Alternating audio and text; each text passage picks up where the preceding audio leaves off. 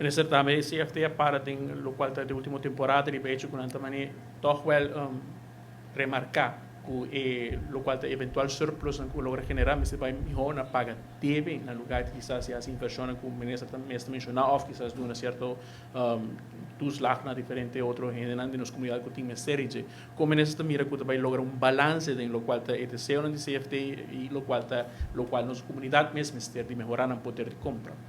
Well, ito sa nakinang nos turta consciente na Aruba kuting debe grande e pensei também bota mira ku enorme ng aqui taponi ku asina ku boting mas ku 1% de surplus e ora mas ku claro e suma ku binge nang parte tabay pa paga debe e parte tabay pa inversão. Boting ku queda como país, boting ku queda hasi inversão nang sino bota cai atrás ku esa kinang. E mas ku claro, CFT tá duna su opinião arriba parte que não, pero de outra banda é manejo financeiro que a bota riba conforme boa visão e de nossa visão. Assim que a Aruba tem estabilidade necessária, nós está dando back, assim sempre nós a atender, o qual que está manejo aqui não para o país Aruba e pensei ora não tem processo nós mostra com já acaba nossa barra e debe com 600 milhões florim, já acaba aqui tem